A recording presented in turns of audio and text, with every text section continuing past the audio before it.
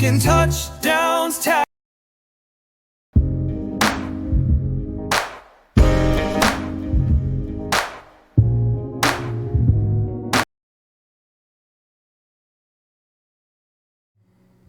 Hello and welcome back to this week's episode of Toxic Couch Thursdays. I'm Colton Heinrich, and this is the actual host of this show, Alex Blackwood. Oh.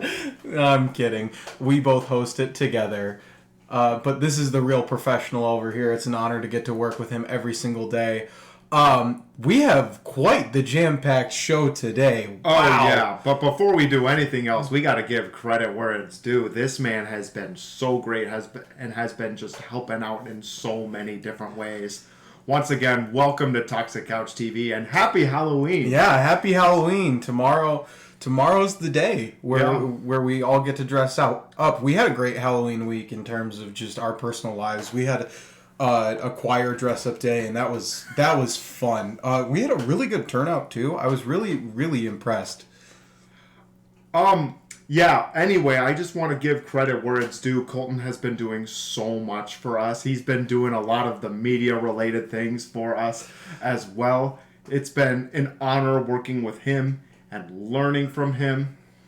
It's just been so much fun to work with him overall. Well, if we're giving credit, I mean, you bring the personality and the professionalism every time we're on air. I mean, it's been fantastic. We're in week, 7 of us doing this now, or 8? I think this is 7. Week 7 of us doing this, so we have come a long way in 7 weeks. And if you can't tell the graphics on your screen, they definitely should reflect it if we go back 7 weeks from now. But I'd like to preview a little bit of this show, if you'll indulge me a little bit, Alex. Yes. We have a special guest that we sat down with today, Sam Knox. Later on in the show, we're going to be rolling the clip and the video of when we got to sit down with him. Amazing human being. The amount of professionalism that he brings to the table. We'll prep it a little bit more, but man, if we're talking about how thankful we are for people, that's somebody today I want to thank, because wow, he did a fantastic job, and just being able to talk to him throughout the day was great, and hopefully we'll have him on at some point again in the future. In the meantime, we have 2 teams that we root for that absolutely dominated this week and remained the 2 one-loss teams in the NFL remaining. Starting with the Colts. I don't know what to say. It's an exact replica of our performance against the Tennessee Titans back in week 3. They looked excellent. They hit on every last cylinder. Jonathan Taylor has now had a 3-touchdown game. Not a hat trick technically, but a 3-touchdown game against the Tennessee Titans in 3 straight outings against them. He has been absolutely amazing, and I don't mean to talk trash a lot, but he owns you guys. He owns the Titans. He always has his whole career. Even when Derrick Henry was still with Tennessee, he really just kind of turned on the Jets with the Titans. I want to give so much credit to the O-line, especially on the interior. We brought in some guys that were being mentored in their rookie years but are now starting. Guys like Tanner Bortolini and Matt Gonsalves. That center guard duo has been incredible. And the other guard on the other side is Quentin Nelson. Mm-hmm. Definitely the best guard this week in my watching of film. Just been absolutely dominant. And on the tackles, you got Bernard Raymond, you got Braden Smith doing their thing. Great unit. No doubt it's the best unit in the league right now. The defense also looked absolutely great. Second straight week with Kenny Moore back. Just absolutely dominant all day. And you'll see and you'll hear about more about that defense as I talk later about the Titans and Cam Ward. Well, so just tell me how you feel as a fan. That's a lot of analytics and a lot of overview. But as a fan, you're the best team in the NFL right now, Alex. Yeah, I haven't felt this way since I was a good 4 years old. It's a lot to take in. I'm dead serious. This offense looks better than the Peyton Manning days, and the interior O-line, dare I say it, it looks better than when Jeff Saturday was with them. Yeah, guys look fantastic right now. looks absolutely amazing. We're just firing on all cylinders when on paper we really shouldn't be. I mean, I am blown away at how well the Colts are doing, but as a fan alongside of you, I root for the Colts because of you, unless they're playing the Packers. And man, just watching this come together this season, it's been so fun. I actually, when we had to pick between the games this week, for the first time ever this season, I have picked the Colts every single time just to watch them, instead of rolling my eyes and saying, oh, the Colts are on. This has been so much fun. I'm so happy for you and for your team. This is huge. Yeah, it's so exciting. But meanwhile, we have a Green Bay team that dominated against their former QB on national television. That one felt good. So everybody was in panic mode during the first quarter, at least for the Green Bay faithful. I was not. I knew exactly what this team was capable of, and if we played the same way that we played the second half, I mean, gosh darn it, well, we could literally beat anybody in this league. Those are the Packers that we saw week 1 and week 2, and now all of a sudden they're back. I think that especially getting healthier at the receiver position helped. Obviously, Tucker Kraft had a career day. Jordan Love had a career day. But Christian Watson, repping his jersey today, Christian Watson came back and dominated at the wide receiver position. And it's only going to get better from here as we start getting guys back. Wicks and Reed are two guys that come to mind. Defensively, couldn't be more impressed. Honestly, I'm going to go out on a limb here. And I'm going to say that this is Matt LaFleur's best coached game I have ever seen. If you remember, Packers faithful, and those of you who are not, we lost a couple games because of the absolute hot-headedness of Quay Walker and some other young players. Quay Walker had his eyes poked out today. Or not today, last Sunday, by DK Metcalf. And what did he do? He stood there, looked at him, and walked away. I have never seen more quality coaching, and that right there, that moment, if that doesn't tell you who the Packers are now and who they're going to be, remember, this team is still the youngest team in the NFL. Yes, I have had many heart attacks this season against teams that I should not have as rooting for the Packers. But man, it feels good to be what I consider to be the second best team in the entire NFL right now, and absolutely the potential and the ability to be the best. How do you feel about the culture of the Packers organization now as compared to 2021, 2022, the later years of Rodgers' tenure in Green Bay? So, obviously, I am not a player in the locker room, and I only know as much as you guys do watching. But I will say this. It's very nice not having controversies everywhere you look on the team, where it was quarterback, running back, receiving core. Mm-hmm. We have none of those controversial issues. Maybe with kicker, people freaked out over Brandon McManus missing those two. Mm-hmm. I'm not. He just came off of a plant leg injury, so we're gonna keep riding with him, and if not, we have Harvasek on the roster. So whatever. If there's a controversy, there isn't one. Yeah, it feels good. It feels stable, and I appreciate stability as a Packer fan because we know a thing or two about stability. I'm really rooting for you guys. You guys have such a good team. Yeah. Is there a world where our two teams meet in the Super Bowl? Can you imagine the year we start the Toxic Couch podcast, we're going to be... our Super Bowl stream would be for our teams. Yeah. That would be crazy. That would be crazy. Because for those of you who are just learning about Toxic Couch TV, we every single year stream the Super Bowl. It is this whole magnificent thing. We have done it now for 4 years, going on to 5. It's been a big deal. So the fact that we are so close to possibly seeing both of our teams in the Super Bowl. Now, I want to be a realist, and I know that probably won't happen. But if it does, that would be pretty awesome. With that, I really want to get you guys watching Sam Knox or listening to Sam Knox because he has so many insightful things that he has told us through our interview with him, and he's just a great guy. So why don't we go ahead and just run that clip?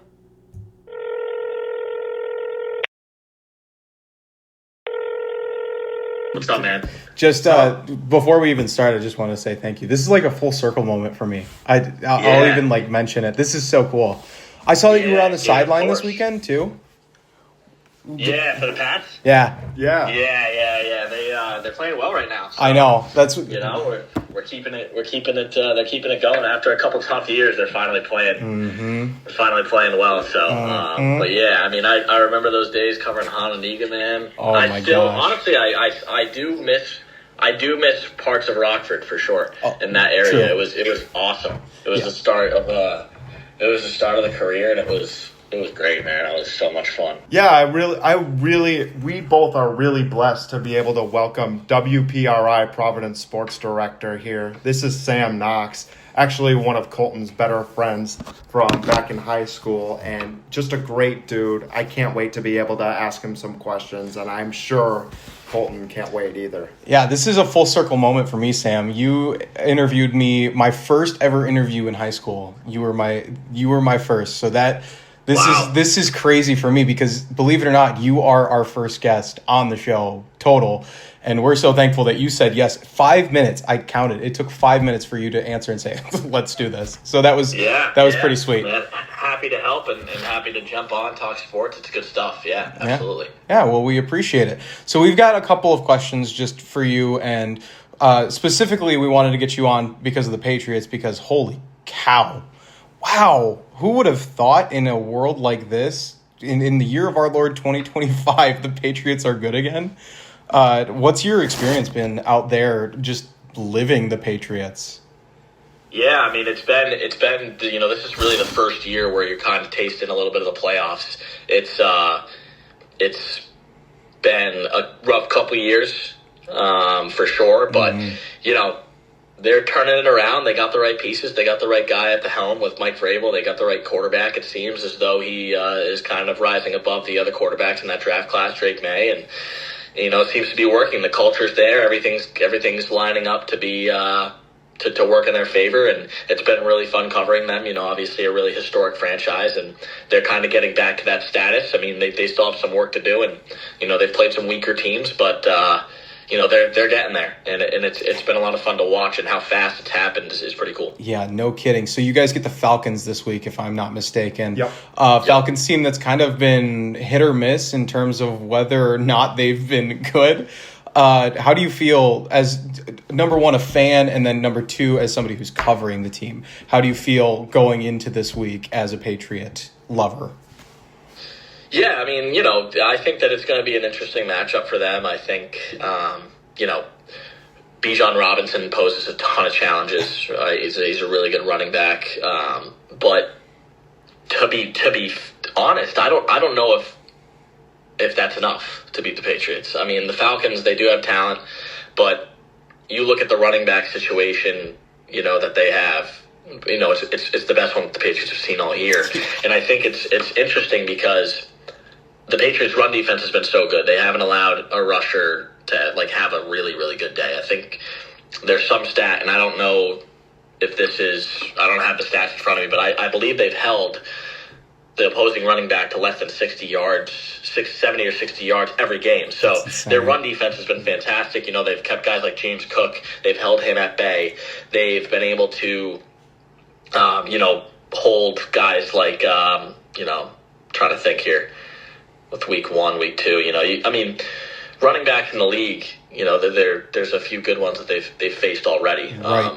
They had James Cook. You had the rookie for the Browns, Quinshon Jenkins last week. They've Devon Achane, another one. Yeah. Right. They've kept all these running backs to under 60, 70 yards, and it's been really, really good run defense. So, I think for them, it's great. It's been working for them. Yeah, of course. Yeah. This is fantastic. I'm gonna start asking some more questions, more in terms of what you professionally do. And this first one is fun. What is your favorite part of what you do?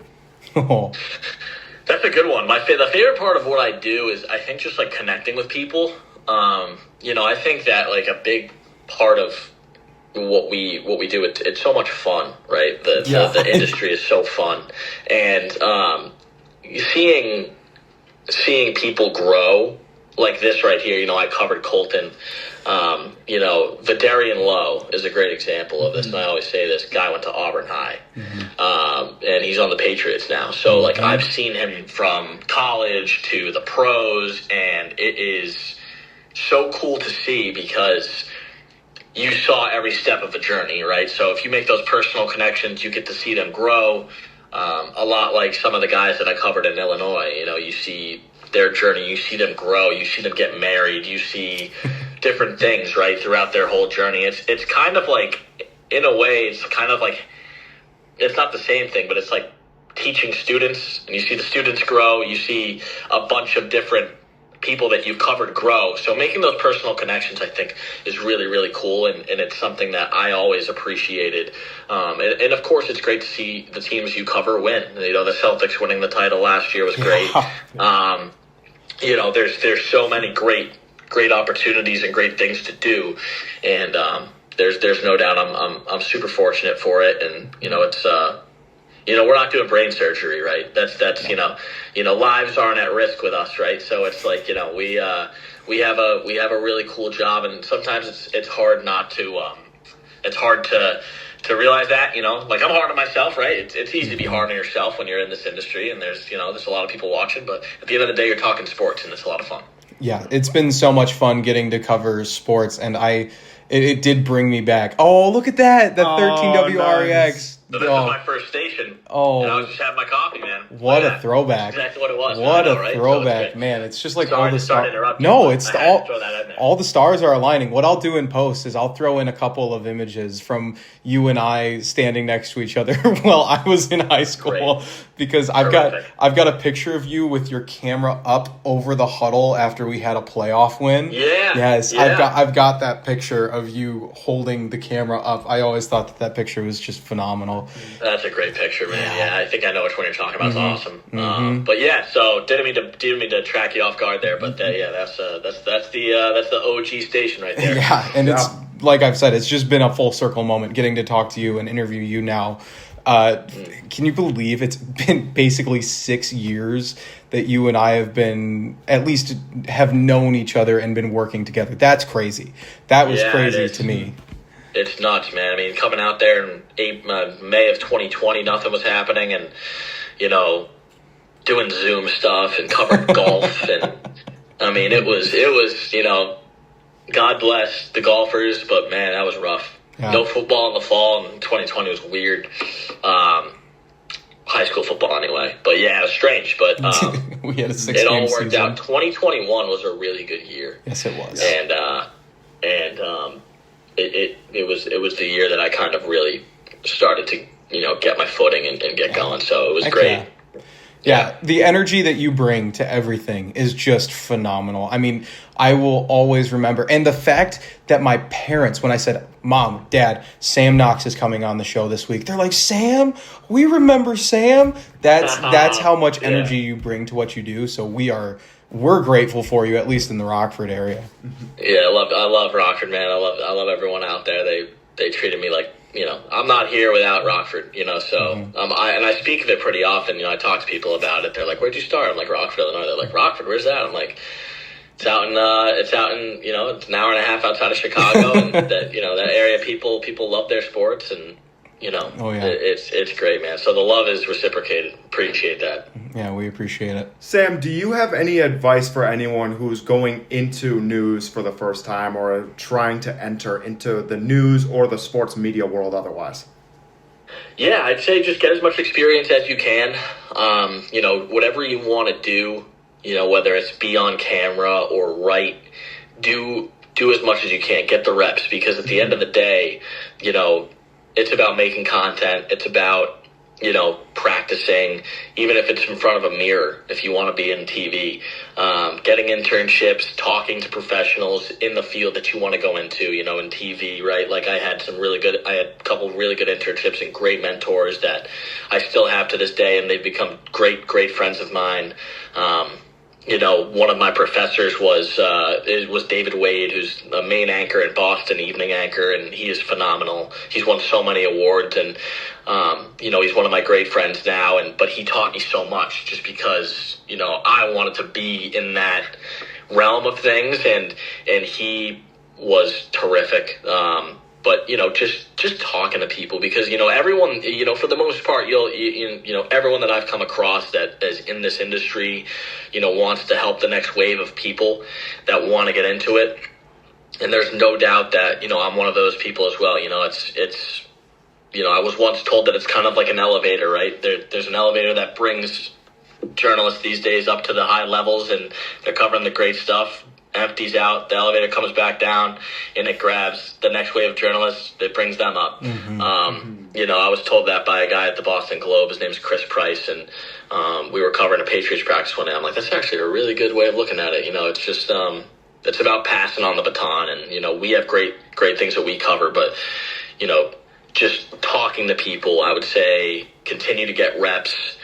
Seek opportunities outside of the classroom, because inside the classroom you can only do so much sitting at a desk, right, or being on a laptop. I would say just ask people, talk to people, network, and seek as many opportunities as you can, because at the end of the day that's what it's all about. It's about doing stuff in the field that you want to be in.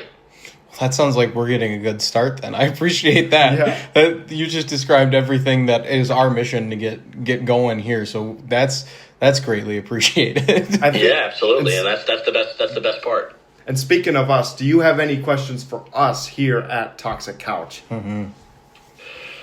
I want to ask how you feel about the Packers. You guys both Packers fans? So I'm a Packer fan. He's a Colts fan. I root for Indianapolis. So both of our teams right now, you guys are one seed. Yeah, both the one seeds. Yeah. We're feeling pretty good. And the Pats aren't that far behind. Yeah. I know, which is crazy to think. So do you think the Colts are for real? I did an apology on the show last week, where I apologized for Indy. I had them going 1-7 in my pre-season predictions. So yeah. I mean, the Colts in recent years have been pretty tough. Yeah. It's been tough, but I mean, they're playing well. Yeah. I mean, it's hard to be like, no, I don't believe in them when they're 7-1. 7-1 is for a reason, right? You're 7-1 for a reason. With two MVP candidates at that. It's unbelievable. Yeah. I mean, they're playing fantastic. So, I mean, good for them. Good for them. I mean, they're killing it, man. So, their offense wasn't putting up the numbers that they are right now, we would be having a different conversation. Right. Jonathan Taylor's unbelievable. Yeah. I cannot believe that he's put on the wheels like he did this year. It's just a completely different player this year, it feels like. Yeah, it is. And it's great for them. It's actually funny. Kwity Paye is from Providence. Yeah. There you go. He's one of the linebackers for the team. So is he hurt right now, or is he healthy? I'm not totally sure. I think he's healthy. Yeah, I think he's healthy. But yeah, he was a kid. He went here. He went to private school. He pretty much went to the Boylan of our area, and then he went to Michigan and was fantastic. So yeah, he's a local connection. Got it. All right. Yeah. That's all I had. Really? Okay. Let's see. So on our show, we play overreaction or not. So I'm going to throw you a hot take about the Patriots, and you just tell me flat out overreaction or not, and then give me a reason. So, overreaction or not, the Patriots are going to win their division this season. I'm going to say, that's tough. I'm going to say overreaction just because of the fact that the Bills have that late season pedigree of kind of turning it on when they need to. It's pretty much tied right now. The Pats have the tiebreaker. I mean, the Bills had their bye week, but I think the Pats might lose a couple more games here and there. The Bills might get a game on them. They might slowly kind of creep in front, but I don't know. That's a tough one. I know. That's a really tough one. I would only say overreaction just because of the recent years and how it's gone. And I do think the Pats are still working towards that level. Granted, they beat the Bills on Sunday Night Football. They were great that game. But I don't know, something about the Bills. It's the Bills and the Chiefs. They're still like that AFC standard. But I mean, do I think it's possible? Yes, I think it's possible that the Patriots win the division. But I do think the Bills. Something tells me the Bills will end up squeaking it out. Yeah. Well, that does it for us. Thank you so much for coming on the show today. Genuinely, it makes my heart so full that it was you out of everybody to be the first on the show. I mean, it just means the world to us. So genuinely, thank you from the bottom of our heart. We appreciate seriously, it. Man. That's I appreciate you guys, and if you guys need anything, career stuff, just let me know. And Alex, I know you're getting into it. Just let me know if you guys need anything, and I'm happy to hop on. Whenever you guys need. If you guys need another guest, or if something happens and you need someone quickly, just let me know. I'm more than happy to hop on. But it's a pleasure, man. It's a pleasure. Well, we appreciate that. Send me the link when this is good. Yes. Do you guys have sponsors or anything, or no? No, nothing. So it's just straight up. You're just doing this for enjoyment. You're just doing this for enjoyment. Yeah, for right now, yeah. Nothing. Great. We were gonna reach out to some local companies just to see if we could get a partnership. That's a later thing. Yeah. We're gonna get this season under our belt and get everything figured out. Mm-hmm. So cool. Well, I'm more than happy to help you guys, man. You guys are good dudes. And Colton, man, appreciate you, man. I appreciate you. What a guy. Wow. Yeah, we were sitting here watching along with you guys, and just the interview happened a few hours ago, but man, just reminiscing. Wow, what a fantastic human. Sam, thank you so much for agreeing to be on. That was, I mean, we were sitting here looking at each other and just saying what a moment this is. Our first ever guest on Toxic Couch TV. I mean, this is a big deal. I'm a little emotional. I can't lie. This is a big deal for us. I just met the guy too, and he's an amazing man. I can already tell. Yeah, from 5 minutes with him. Yeah, he literally just extended all of his help and support to us, and we're so appreciative of him and just sitting down with us for as long as he did. I mean, man, we had probably a 30-minute conversation. 15 minutes of that was off air. Yeah, man, it was just so cool getting to talk to him again after a few years and catching up. That was something else. Once again, if you're watching, Sam, thanks so much for your time. We really appreciate it. It was so much fun talking to you. Mm-hmm. This was also an amazing experience for us, and we are blessed. We are absolutely blessed. I can't even explain. All right, well, that brings us on to our next segment, everybody's favorite segment of the show. The one we already played with Sam. Overreaction or not. So yeah! I'm gonna pitch you the same question I pitched Sam.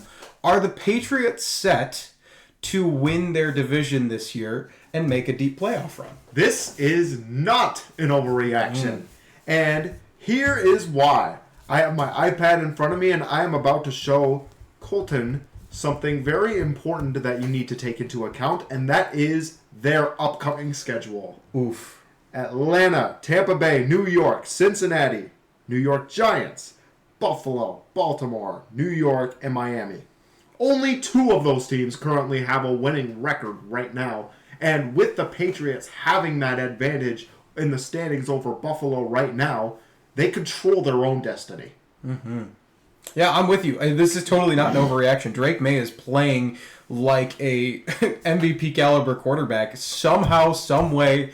I don't understand why the NFL let Mike Vrabel, of all people, slip into the shadows for a year and then get hired as the Patriots head coach. That is insane to me, because what he did in Tennessee was nothing short of a miracle after what we're seeing in Tennessee right now. I don't understand how they let that slip through the cracks either. If the Colts offense is legit, then so is the Patriots. Absolutely. Like, come on now. They've been making it work on paper when they shouldn't be. Yeah, agreed. They look phenomenal. like I said, this is a very well-coached team. Sam brought it up about their rush defense. Fantastic this year. They are top 5 in rushing defense. This is going to be a great team for the long haul. They actually remind me of the Packers a few years ago with those bright spots of being a young team. I'm going to transition over to my first hot take, which is the Ravens will win the AFC North.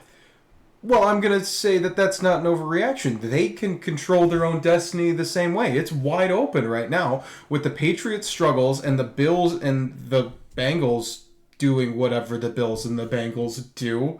Browns and Bengals. Browns and Bengals. Ay, folks. It's been a long day.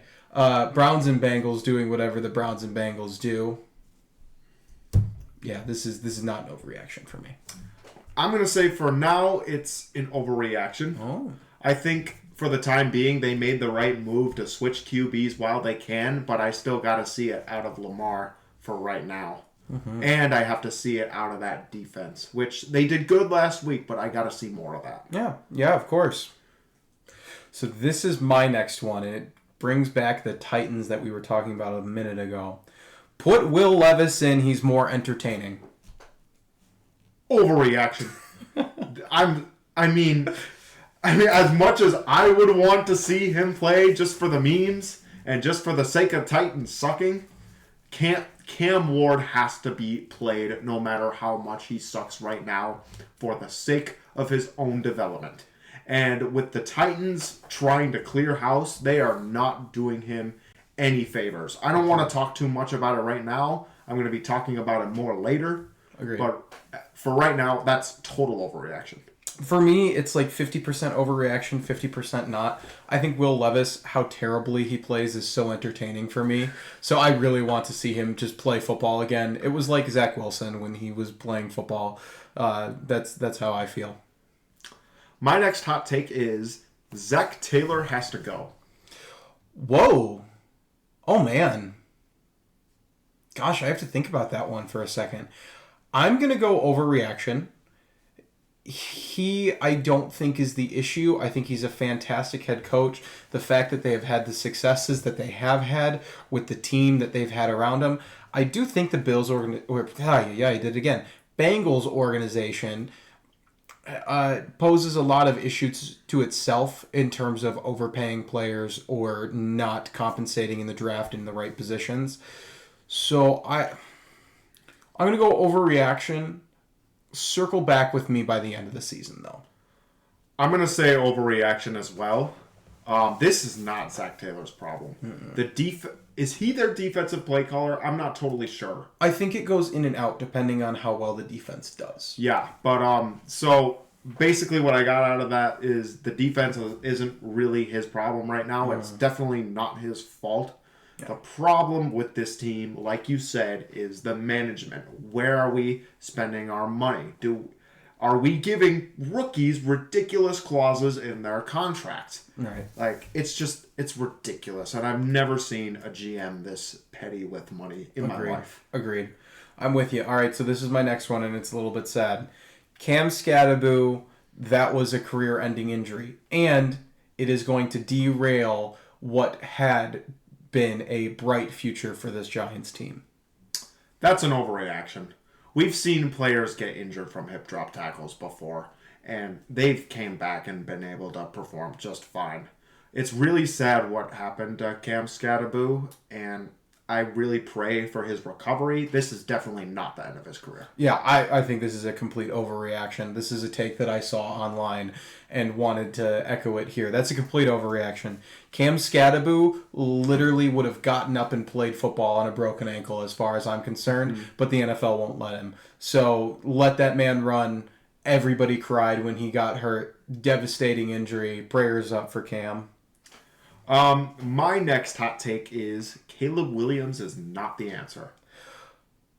I actually have the same hot take that says we were bamboozled into thinking Caleb Williams is good because he's not. That was my hot take.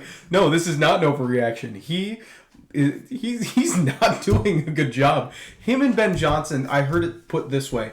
Ben Johnson is a timing and rhythm offensive coordinator. Caleb Williams is not a timing and rhythm quarterback.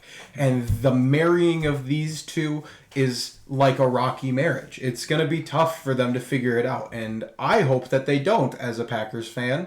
I don't care if the Bears do well. I care if they do not well. So at any chance where I see the same thing I've seen every year of my life for 21 years, I'm pretty happy that they're on the down again. Yeah, I'm pretty happy they're on the down. I'd be happy about any team being on the down because I only like the Colts.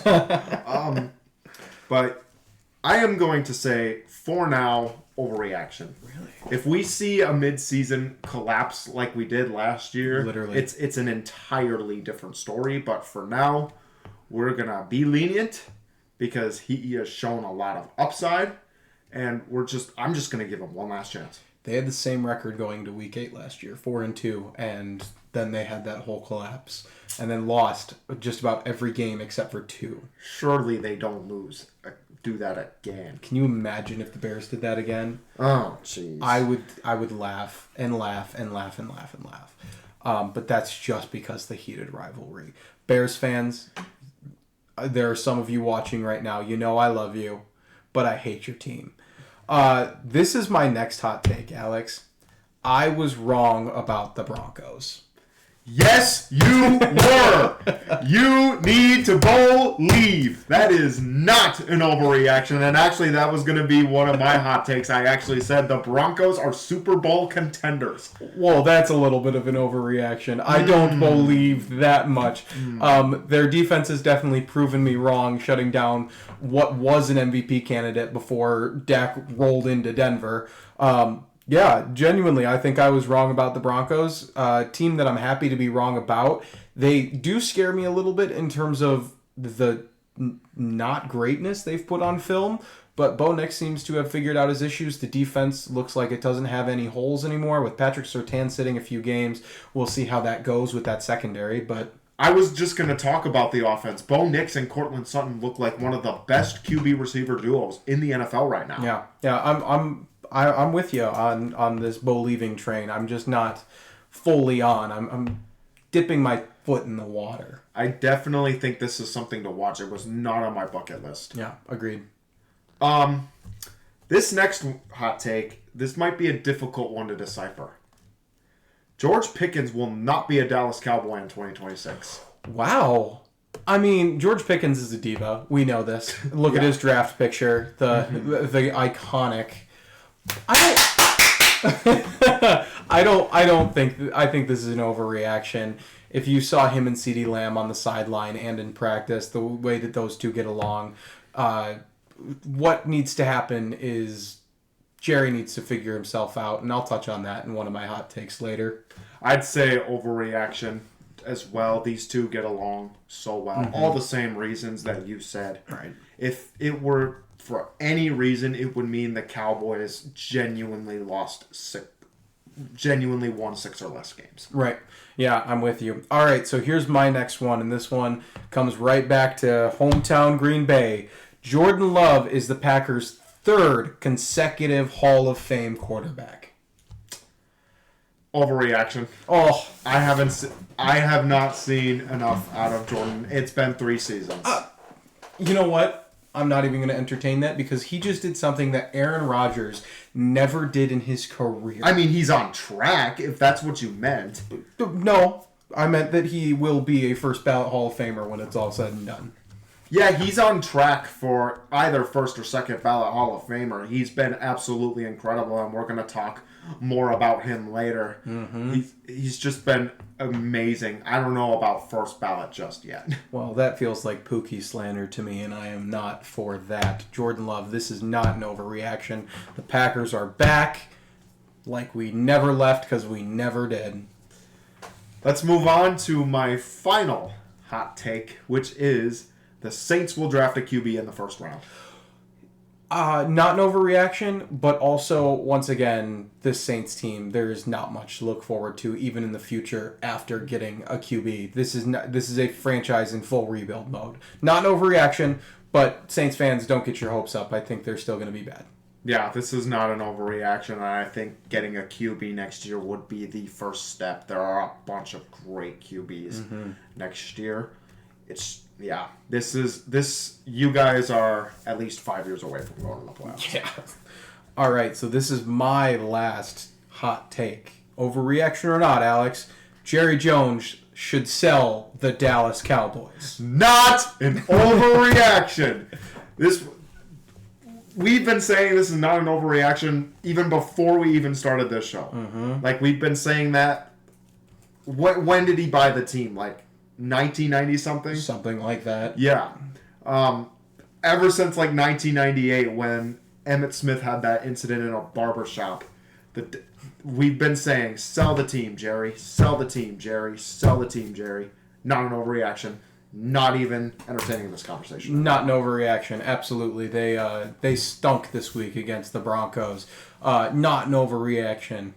All right. Well, that concludes overreaction or not for this week. It keeps getting spicier and hotter and more fun every single week. And now we transition over to our weekly stories, and we start with our next edition of the Injury Bug. Oh, yes. Hang on. We got to pull up our injury bug. There he is. Oh, wait. No, he's not there yet. Hang on.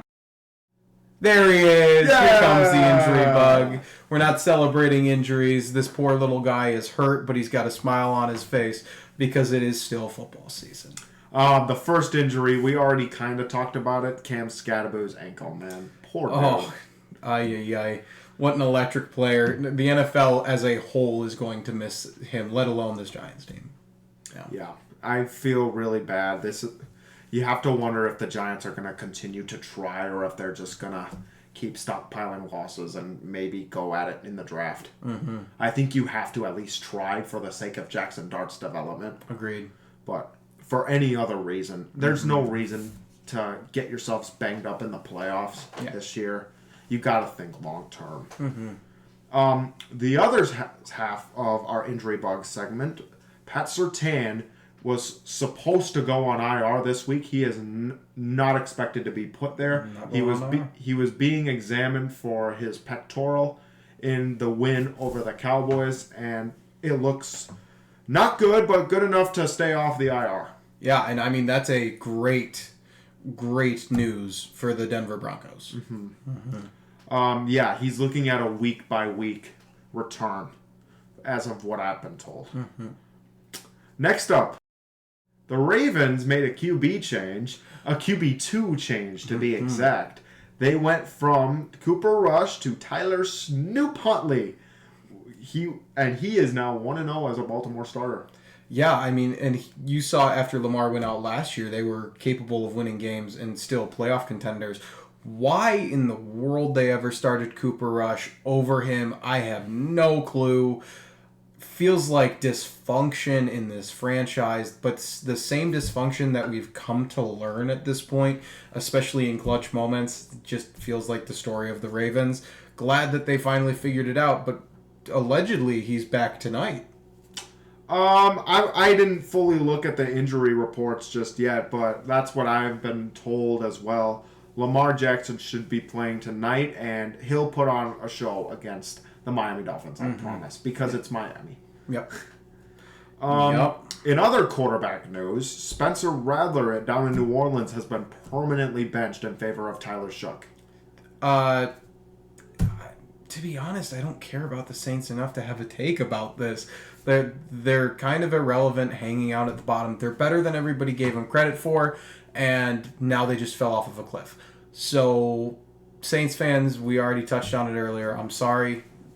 Get used to it, because it's not changing. Yeah, I'm sorry. This isn't really going to change anything for the trajectory of their season, and maybe not even long term. I think Shough, for now, unless he actually performs and dominates well, which there's a world, any given Sunday, any given season even, that he performs well. But for now, he's just kind of a placeholder until the Saints get that first-round QB next year, as we talked about. Yep.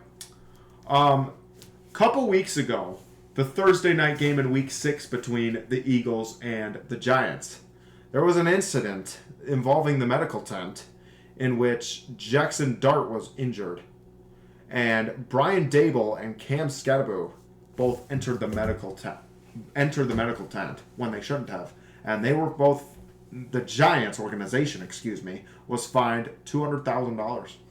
Yeah, I mean, I think that the NFL is just making an example out of them. I understand how concussion protocol works. I've been through it, I've lived it, and I know the tests that you have to take on the spot. I don't see, and the NFL already stated that it did not interfere with the conclusions made by the test. I genuinely don't think that this was a finable offense, but the No Fun League do No Fun League. So yeah, I can agree. No fun league. Just absolutely ridiculous. And now some new information coming in. Carson Wentz not going to be playing this Sunday. That's correct. Carson Wentz has been moved onto the injury reserve, expected to miss the entire season after a shoulder surgery that the Vikings did not put on the injury report, but it was apparent given that he came out with that gigantic cast on, protected it pretty heavily. J.J. McCarthy is expected to start. That is not what I am seeing here based off these depth chart checks. I mean, it's a couple days away, so things can change. So unless J.J. McCarthy comes back, the starter for the Vikings in the meantime would be undrafted rookie Max Brosmer. Yeah, so do we see maybe a Pastronaut situation here? Remember that a couple of years with Josh Dobbs when the Pastronaut came in? I wonder if we'll see something similar or if they'll go out and try to trade for a quarterback. The Vikings season is not going how Vikings fans had hoped, especially after that season last year where they far exceeded what everybody thought their ceiling was going to be. They've actually already exceeded their loss total from last season, not including playoffs. Yep. And finally, Aiden got himself a payday. Yes, he did. He was just...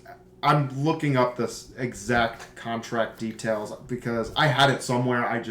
Well, I can tell you right now that he's the second highest paid non-QB in NFL history and has the highest amount of guaranteed money on any contract in NFL history. Yes, he has the most guaranteed money in NFL history with $141 million on $180 million total. Mm-hmm. The deal will keep him in Detroit through 2030. So that's going to be... Good luck for the next... We have Micah for Parsons. The next 5 years. I'm on the offensive side at least, because he might torture you guys for a good long while. But if you go back and watch the film, he has done not much against Zach Tom. He doesn't often get to Jordan Love. Our O-line does a pretty good job locking him down. To be fair, we didn't get to see him as much last season, but I anticipate that we'll get to see him a little bit more showing up and showing out in Green Bay, but I'm not too worried about it. We'll see, I guess. Yeah. So yeah, those are our weekly stories, and we now go to our newest segment, which is called This. If you weren't with us last week, basically what we do is we take something that's been going on in the NFL and we just rant about it for a few minutes. Mm-hmm. And the topic I have chosen, which I promise to get to later on in this show, is get this man Cam Ward some help. I know this dude hasn't been the most talented in the world, and it really showed this past Sunday against my Colts. But this team is doing him absolutely no favors, and management is doing absolutely nothing about it. The O-line looks absolutely terrible. You're going to see in that picture. That is a second-string edge rusher interior defensive lineman named Adetomiwa Adebawore. Yeah, he's hitting a celly on Cam Ward. This Titans O-line has been struggling. The receivers have been dropping balls. Even in week 1, I saw Calvin Ridley drop a ball and was like, bro, get this man Cam Ward some help. This offense is doing him no favors. Obviously, if Jonathan Taylor has 3 straight 3-touchdown games against your team, the defense is doing him no favors either. Amy Adams-Strunk, the Tennessee Titans owner, is doing an absolutely terrible job with player development and has been for the past 5 years. And I saw it the very moment back in 2020 when Isaiah Wilson took the field for the first time, and he was talking about how he watches SpongeBob before games. And even going in, more first-round picks, trading A.J. Brown for the 18th pick just to take Treylon Burks, which would have been, I imagine, pretty good if he was on another team like the Colts. The Colts were a team to look out for in terms of getting a receiver back in that draft class. We ended up taking Alec Pierce in that draft class, and he's been arguably the best deep threat in the NFL. But anyway, these draft picks have just not been properly developed, and you have to wonder if it's been actually how bad they are or if it's been management and ownership. It's just Cam Ward, he's not doing himself any favors with what he's been doing on the field, but he's been put in such a horrible situation that I have to feel bad for him. It's just, and he was super high up because he was like the only even considerably quality QB in that draft class, it seemed. And he's been thrown to the wolves way too much for him to be able to handle, for anyone to be able to handle. And it just, even as a fan, as a rival team, that's painful to watch. And that, my friends, is what sucks. Well, Alex, can I tell you what sucks for me this week? Yes, you can tell me. The NFL is not beating these cheating allegations from the refs or from the players. After everything that came out with the NBA, I said on last week's show, anticipate this to be one of the cleanest ref games you've ever seen. Oh, did it not transition over? Not transition over. Hang on, here we go. It is not transitioning over. Let's get out of studio. Ha! There we go. All right. As I was saying, the NFL is not beating these allegations of possibly being rigged or cheating because I anticipated after all of the NBA stuff going on, this was going to be one of the cleanest ref seasons, cleanest ref weeks after that.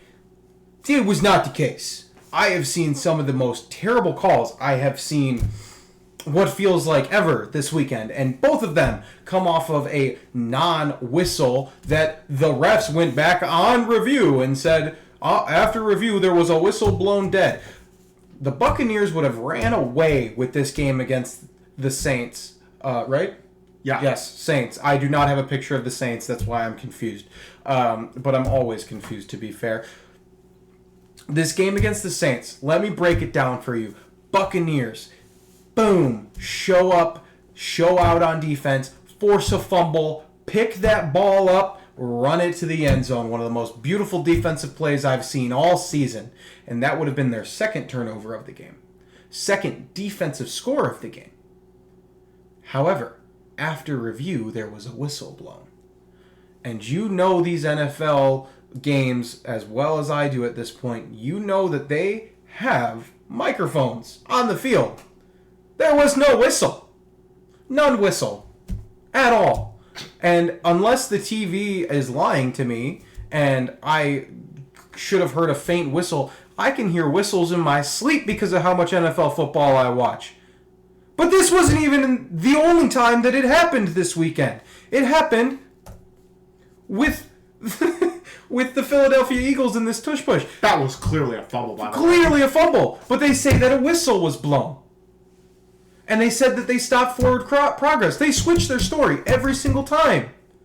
This is ridiculous. The NFL officiating is a problem. And a problem that I think may be a little attached to some money and a little attached to maybe some gambling underneath the table.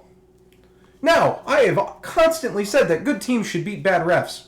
But what happens when the refs decide to throw flags on the biggest moments of the game instead of letting them play? And you can tell that there are specific refs on the field that do that more than others. The NFL is not beating these rigged allegations. I have nothing to go off of other than my own two eyeballs in my ears and my common sense that the good Lord has instilled in me.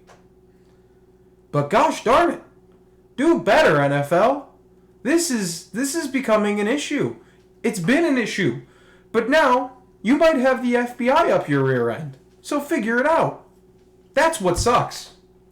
Yeah, you know your league is corrupt when your head rules analyst is someone who broke replay rules, and that is notorious for that. Thank you for tuning into This Sucks. This sucks. And we are now going to turn over to me to give you our weekly awards for this week.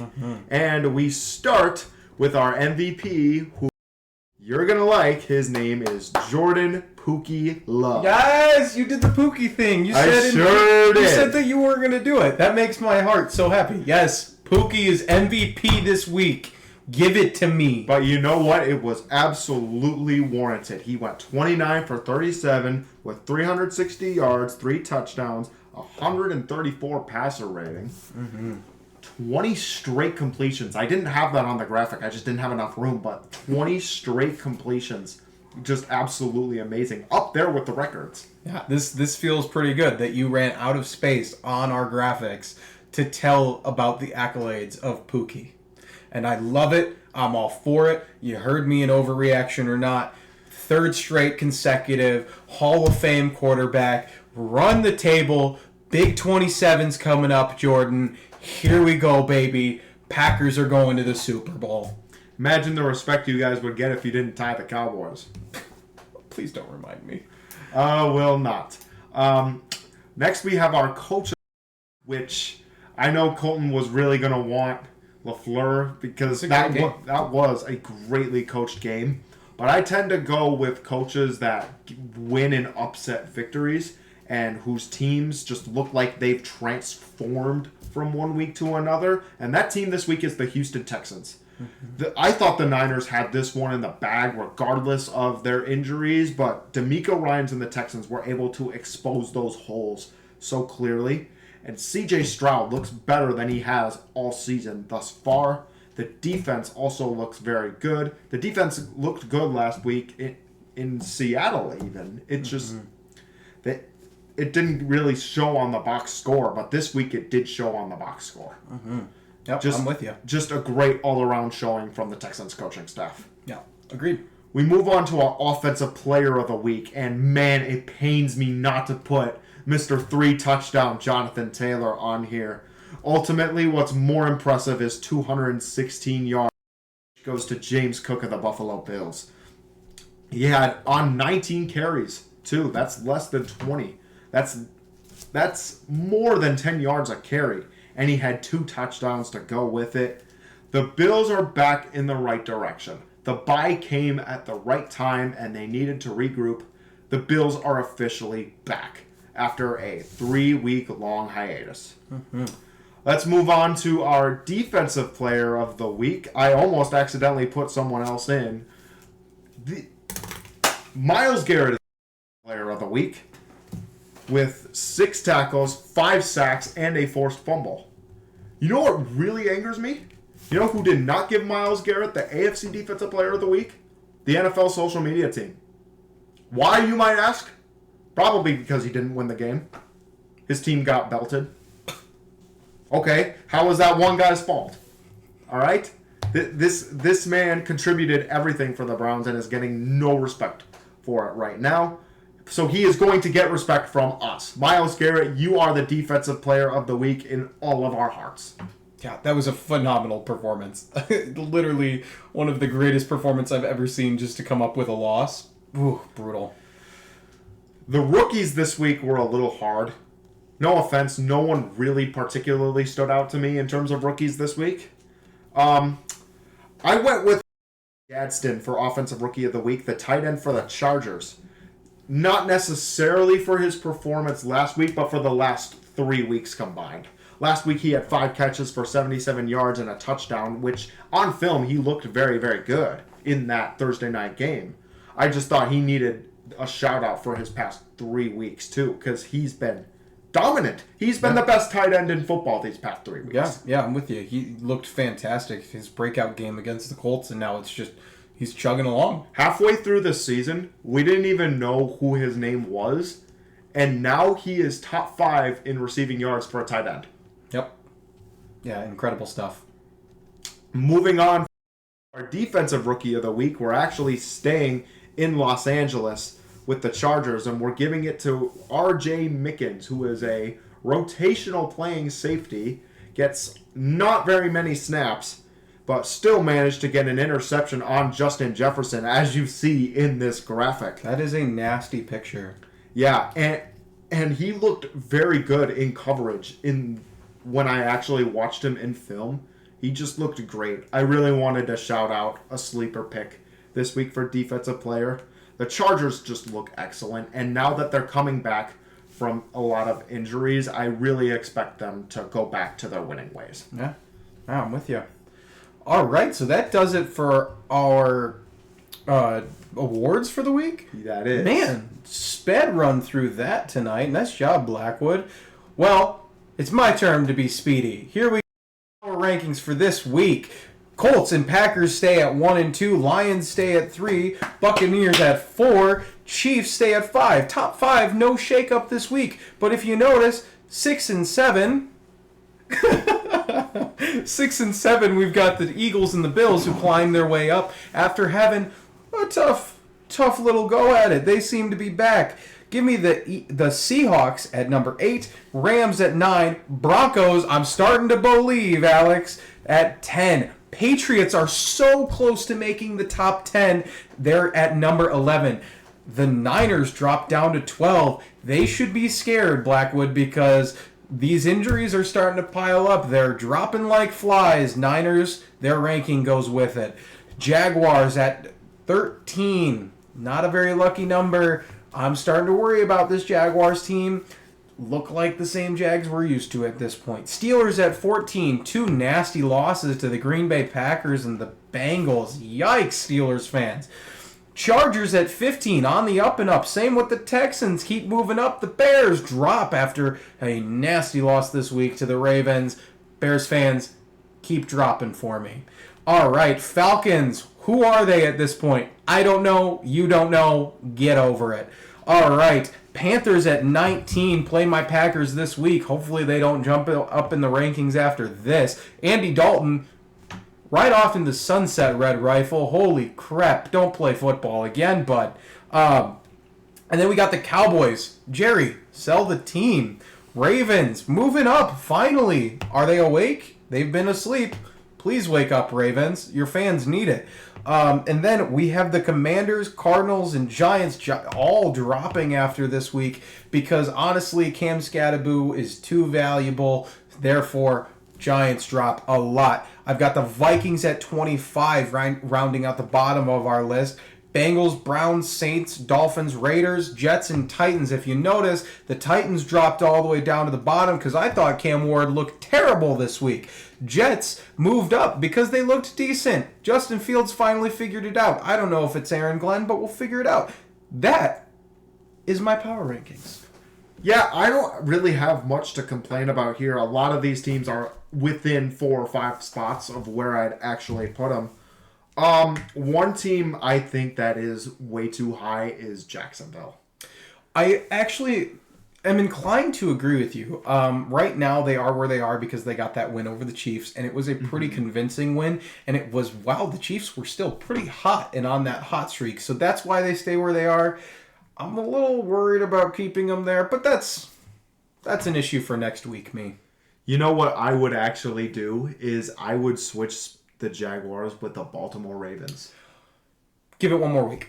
That's what I'll say. And most likely that's what will happen. You're noticing that there's not a lot of switching going on right now in these power rankings, and that is because of exactly what we just explained. People are finally finding their identities, and the teams are finally putting it together or falling apart. You're going to see minor shifts throughout the rest of the season, if I had to guess, instead of what we had for the first 9 weeks of all over the place jumping. Yeah, these power rankings are really starting to find their way and come into true place. You're not going to see as many complaints about me anymore.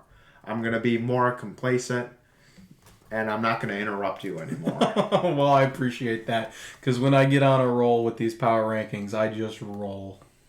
And now we are pleased to bring you our feature presentation, which is our Week 9 picks. That weeks.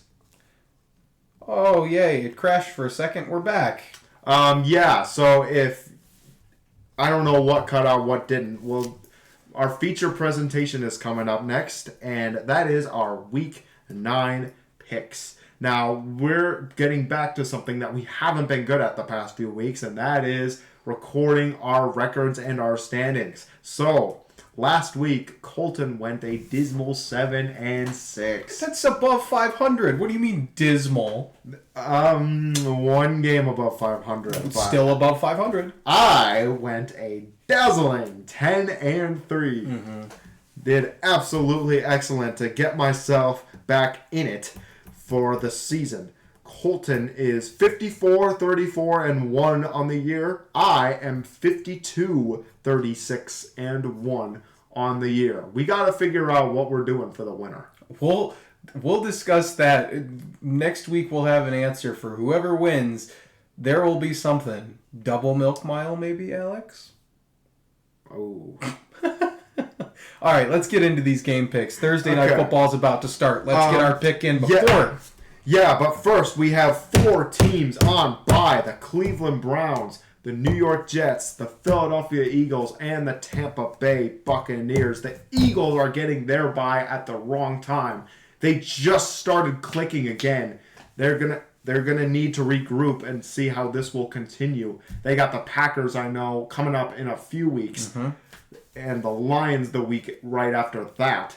So they got to figure out what they're doing in those games. The Buccaneers, they've been looking good. They're a good 6-2 right now. They look excellent. What do the Browns do with the remainder of their season? They pack it up? Go to Cancun? Do they just stop trying altogether, or do they allow certain quarterbacks to develop, whether that be Dillon or whether that be Shador? The Browns are the Browns. They're going to keep having this quarterback absolute spiral. If I had the answer, me, Colton Heinrich of the Toxic Couch, if I had the answer to what NFL professionals do not, I should be the head coach and GM of that team. But nobody has an answer for the Cleveland Browns because they're the Cleveland Browns. The New York Jets are the final team on bye, and I'm not really sure what you do with the Jets season at this point. I think you just go to Cancun now. Agreed. Yeah. And with that, it is 7:07 Central Time. We are going to make it before the game starts. And tonight we have the Baltimore Ravens with Lamar back taking on the Miami Dolphins. Yeah, give me Lamar and this team of the Baltimore Ravens, because as hot as Miami did look last week, this is going to be, I think, what should be no contest, especially with Lamar back. I like this Ravens team. They're finally awake, and hopefully they keep it.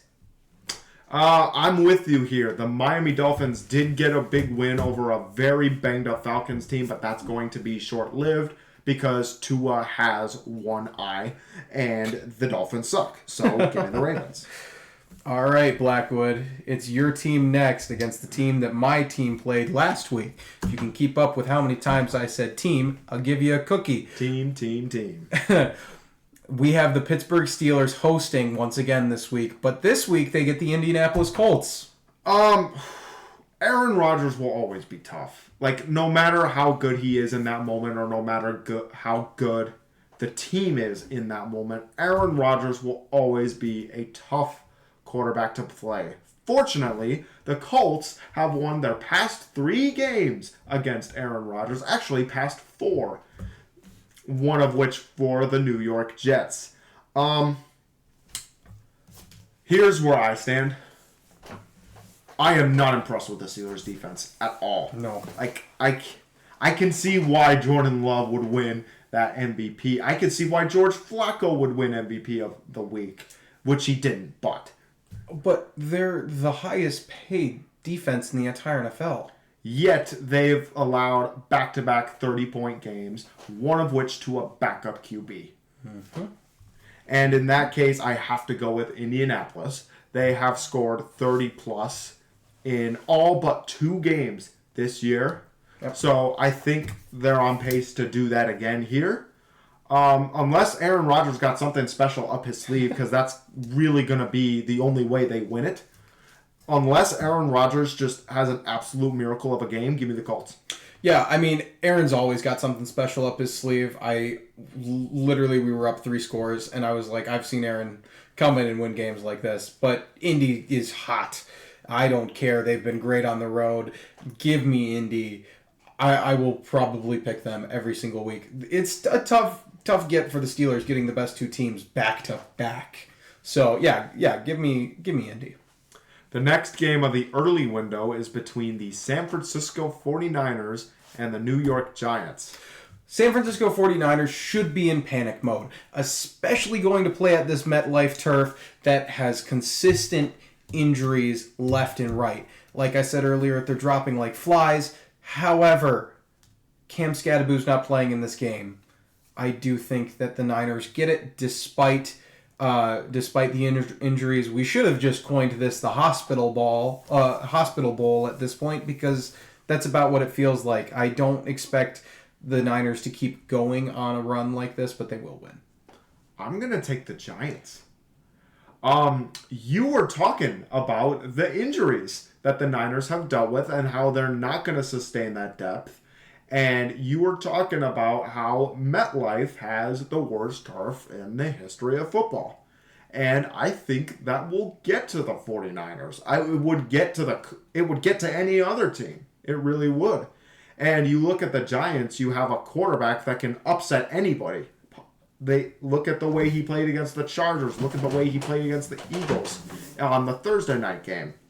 This team can upset anybody. No team is safe playing New York. Just ask Drew Lock last year. Yeah, I'm with you. I agree. It's just I don't think the injuries will. That is my big upset of the week. Okay. Cool. Fantastic. Well, a game we've already talked about early on in the show and early on in the day. Prep it for us, Alex. The Atlanta Falcons and the New England Patriots. And you heard the man, Sam Knox. The Patriots have allowed just 60 yards a game on defense. And he talked about guys like James Cook even. Bijan is not doing anything against this Patriots team. Sorry to my fantasy opponent this week. So they're going to have to go through the air, which is Michael Penix back? TBD. He's trending towards it, but that doesn't mean it's 100%. I'm not sure. I think either way, this past game is kind of not going to get it done against New England. Mm-hmm. Yeah, give me the Patriots. It's hard to have Sam Knox come on, one of our good friends, and literally somebody who believes in the Patriots. So just in honor of Sam being on the show today, give me New England. Yeah, no way around that. Next we have the Chicago Bears taking on the Cincinnati Bengals. I hate to say it, but I have to take the Bears because the Bengals, despite the Bears collapsing, the Bengals are collapsing more. And Joe Flacco might not play this week. That's a big kicker. If it was Joe Flacco, I'd take the Bengals. But no Joe Flacco. We've seen Jake Browning's brand of football, and it's not a good brand of football. So give me the Bears reluctantly. If Caleb Williams is going to maintain his reputation, it has to be against this Bengals defense. I just don't see a world where this team recovers. They got players wanting out, demanding trades. This season might be already in the books for Cincinnati, just for those reasons. Give me the Chicago Bears here. Yep, I'm with you. And finally, on the CBS early window, we have the Los Angeles Chargers going to Tennessee to take on the Titans. Give me the Chargers here. It's really no contest if you look at it. The Chargers finally put it together after that loss to the Colts. The Madison Beer effect is very real, and we are all watching it live right now. So, and they are in right now. LA is in their championship era, you could say, with the Dodgers currently doing as well as they're doing. And Justin Herbert definitely gets to feel that energy. So give me the Chargers, especially against Cam Ward, who did not look well last week. Chargers. I mean, Madison Beer might even write a song after getting a victory in the Music City. I mean, I don't see how this is any contest, and you might see more firings coming out of Tennessee in the coming weeks. Mm-hmm. So that concludes the CBS window, the early window, I should say. We now move over to Fox, and we start with the Burkhardt and Brady game as the Minnesota Vikings take on the Detroit Lions. Yeah, I think this is the Lions all the way. We've already touched on the Vikings and the lack of Carson Wentz, which honestly his brand of football is yoli, like it's all over the place. You could be getting pick sixes or you could get 6 touchdowns a game. So give me, without Carson Wentz, Aiden Hutchinson may just as well eat. Especially coming right off that extension too. Yeah, he might eat JJ McCarthy alive. JJ McCarthy might go back on IR. Yeah, whether it's JJ or Max Brosmer, the undrafted rookie who has yet to play a snap, I gotta go with Detroit here. Really no contest. Yeah. Oh, this next game is fantastic. It'll be a great game. Yeah, this is an underrated matchup for sure. It's between the Denver Broncos and the Houston Texans. Mm-hmm. Alex, I originally put in the Houston Texans because they are hot right now, and without Patrick Surtain, I do believe that they could get it going. However, I'm going to switch my pick over to the Denver Broncos. Look at this believer! Laramie Tunsil is out. That defensive pass rush is going to get to the Houston Texans. Yeah, when you think about it, Surtain hasn't even been the best defensive player on his team this season. Exactly. So I think that you're going to see C.J. Stroud run for his life. Yeah, give me the Broncos in this one. Yeah, really no contest here. I'm with you. Mm-hmm. And finally, in the early window, we have the Carolina Panthers taking on the 1921 Acme Packers. This is going to be a great matchup. These uniforms that the Packers are wearing this week are sweet. Can't wait to get my hands on one of those jerseys, hopefully of the Tucker Craft variety after last week. Give me the Green Bay Packers, who have been phenomenal at home this year. They have been phenomenal when it comes to anything second quarter or second half related. Give me those Green Bay Packers wearing the navy and brown. Yeah, give me the Packers wearing the navy and brown as well. I don't trust Andy Dalton at all. If this was last year, maybe we would have another conversation about Dalton, but I don't trust them.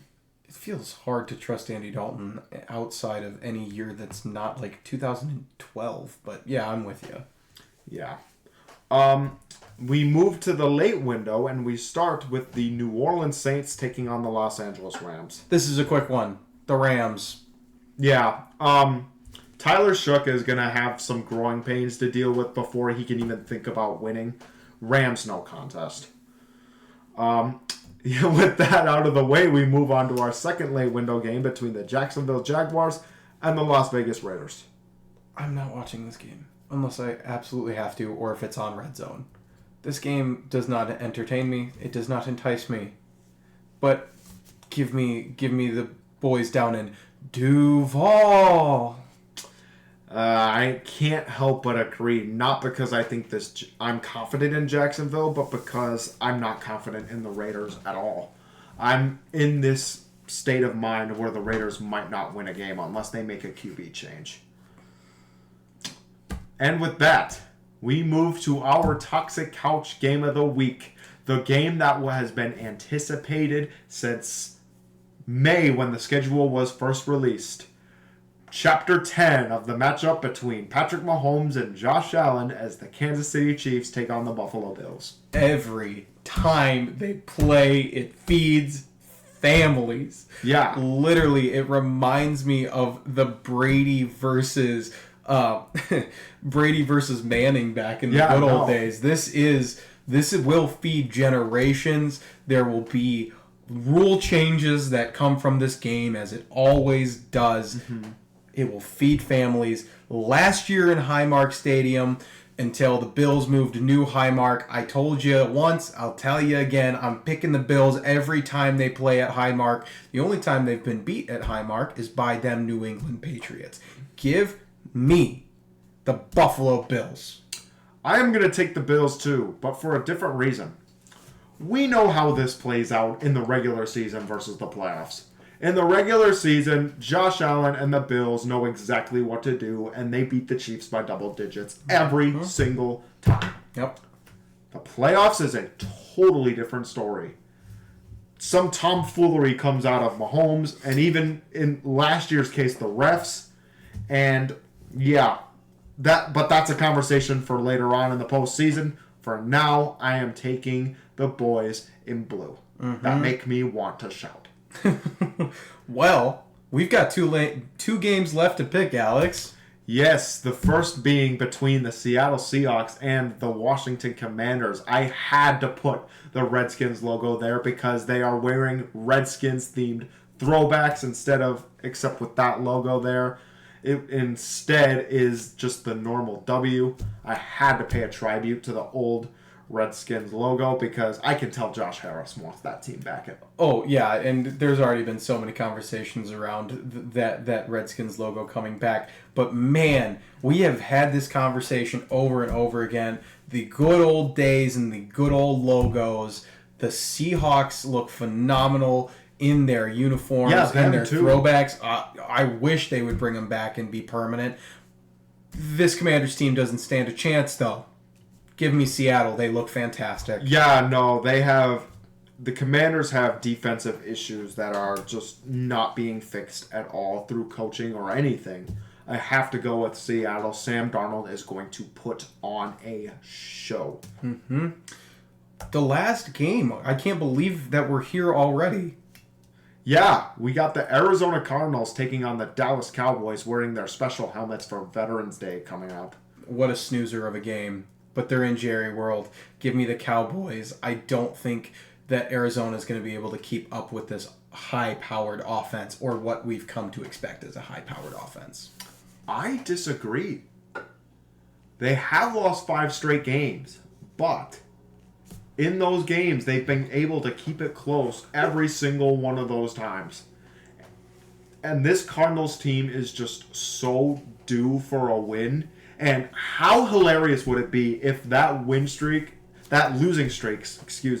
was snapped against America's team. In America's uniforms? Yeah, and then on our next show next week, our last hot take would be Jerry Jones needs to sell the team. That would be so much fun. I hate picking the Cowboys, but I just see him winning this game, Alex. I disagree. I got to take the Cardinals. Yeah, you know what? And you're not going to catch me complaining at all. Yeah, no, I actually really enjoy watching the Cardinals. This season, they've actually made it pretty difficult for me to watch just because of coaching and stuff. But yeah, those were our game picks, which means that concludes our show for this week. Man, what a show it was. I mean, it feels like every single week we put something better together. It's been an honor. I know we started the show saying it. It's been an honor, absolutely, just sitting here with you every week. Yeah, it's been an honor. It's been so much fun, too. It's been a phenomenal experience. Yeah, huge shout out to Sam Knox and showing up on the show today. Can't wait to have you back, big man. This was definitely a show for the record books for us. I once again really want to thank him for his time and his presence. Just a true gift from him. Absolutely. Yeah, what more is there to say? Have fun this week. We only disagreed on 2 games this week. It'll be one where I hope at least to keep my 2 games ahead of you. It will continue to be neck and neck. Absolutely. Yep. Well, that does it for us, folks. Thanks for hanging with us. Thanks for watching. If you're on YouTube, I'm going to say it every week. Like and subscribe because we need 50 subscribers to just stream straight to YouTube. And it would be really convenient for us to just stream straight to YouTube. So like, subscribe, follow us. We're going to keep bringing you great stuff every single week. I'm Colton Heinrich. This is my best friend, Alex Blackwood. We have been honored to bring this show to you now halfway through the NFL season. And I can't wait for what is in store for the next few weeks. I can't wait either. It's going to be an absolutely fun experience. So with that, we want to say goodbye and thank you for tuning in to Toxic Couch TV. Horsepower! Go Pack Go, baby! Toxic Couch TV, your weekly show with glee. Colton and Alex, harmony. Toxic Couch TV.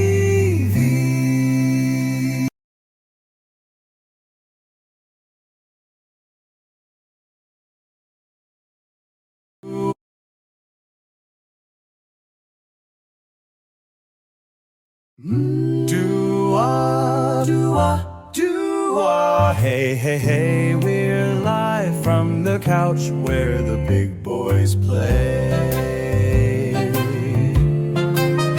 Colton Heinrich, sharp as a tack.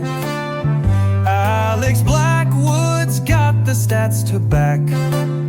We're tossing hot takes like a perfect pass. Talking touchdowns, tackles, and a little sass. Toxic Couch TV, where the banter flies so free. Toxic Couch TV, you get your sports straight from we. We call the plays before they unfold.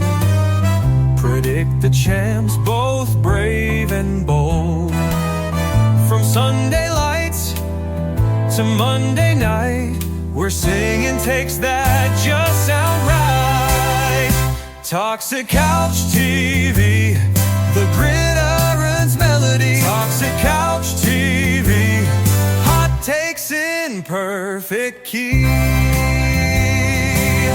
That QB's cold, but he still got soul. Defense wins when the nights turn old. Game's on a roll. Ba-da-dum, ba-da-dum, boom, boom. Now here's the breaking news. Don't change that view. And don't change that view. Toxic Couch TV, your weekly show with glee. Colton and Alex, harmony. Toxic Couch TV.